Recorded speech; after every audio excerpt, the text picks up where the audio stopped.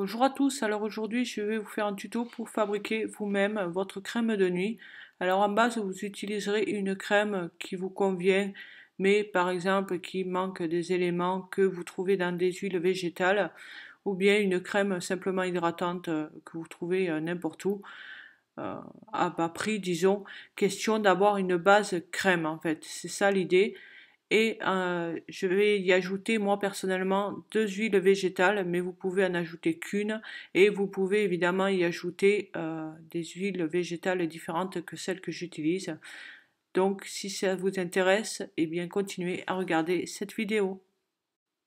Pour commencer, on va utiliser un pot hermétique et opaque. Là, ce pot, je les ai chez Aromazone, d'ailleurs comme tous ceux que je vais utiliser ou presque. Ensuite, la fameuse crème en question. Alors moi, c'est une crème contre les rougeurs, mais qui je trouve n'est pas assez complète pour moi. Puis je vais utiliser l'huile de lys, donc qui est apaisante et éclaircissante. Donc en fait, elle régule le teint et c'est une huile que j'aime beaucoup. Et l'huile d'argan qui est régénérante et anti-âge, que tout le monde connaît plus ou moins quoi. Puis je vais utiliser une cuillère à soupe, une cuillère à café, un fouet, disons manuel, ou vous pouvez utiliser toute autre chose qui fouette, qui mélange bien.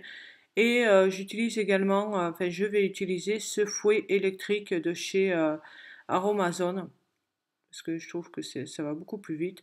Et également l'embout pour émulsion, ce qui permet de détruire un petit peu les grumeaux. Puis il y aura cette petite spatule qui permet de nettoyer la cuillère tout simplement, de ne pas perdre de matière. Un bol parce que je suis très maladroite. Donc on va commencer. Je mets une cuillère à soupe, moi à peu près de crème. Vous pouvez en mettre un petit peu plus ou un petit peu moins suivant la taille de votre pot. Et j'en mets à peu près 3/4 pot. Ça doit faire à peu près ça.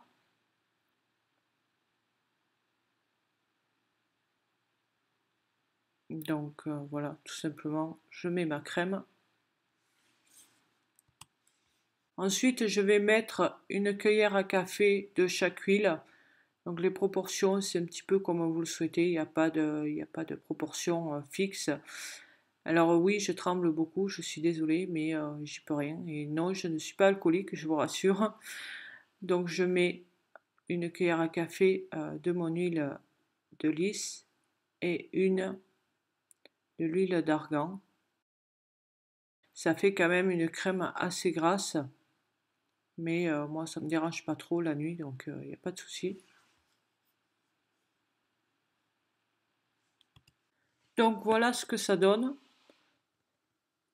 une fois les deux mis ensemble. Donc maintenant on va mélanger. Donc j'utilise le fouet électrique parce que je suis un peu feignante.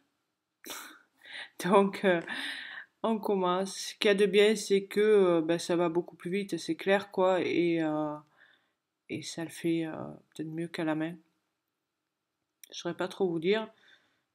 En tout cas, j'utilise toujours ce système quand je fais mes crèmes parce que cet appareil coûte vraiment pas cher et honnêtement, on gagne du temps. Moi, j'avais acheté le fouet, l'autre petit fouet bien avant, dans un lot d'ailleurs, je crois que c'était. Donc tout se trouve chez Aromazone en accessoires et franchement, c'est des accessoires qui sont vraiment pas chers et qui font gagner un temps fou quand on fait des préparations.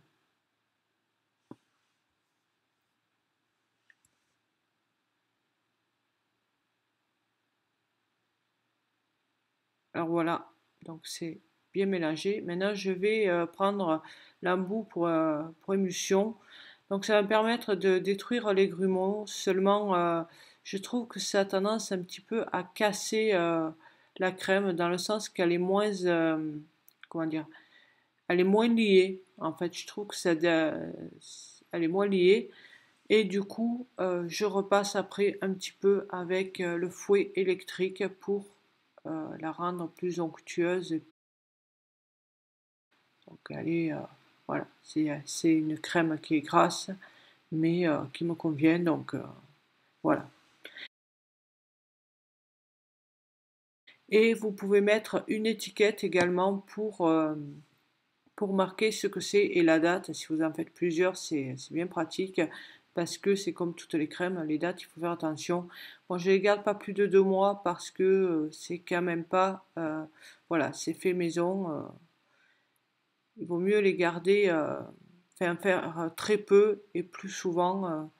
C'est moins risqué. Donc voilà tout ce qu'il faut. Et bien on arrive à la fin de cette vidéo. J'espère qu'elle vous a plu. Si c'est le cas, n'hésitez pas à la liker, la partager. Si vous avez des questions, laissez-moi un commentaire, que ce soit sur les produits, la façon de faire, etc. Il n'y a pas de souci, je vous répondrai. Et si ce que je fais vous plaît, eh bien abonnez-vous à ma chaîne. Et en attendant la prochaine vidéo, je vous dis à très bientôt et prenez soin de vous. Bye bye.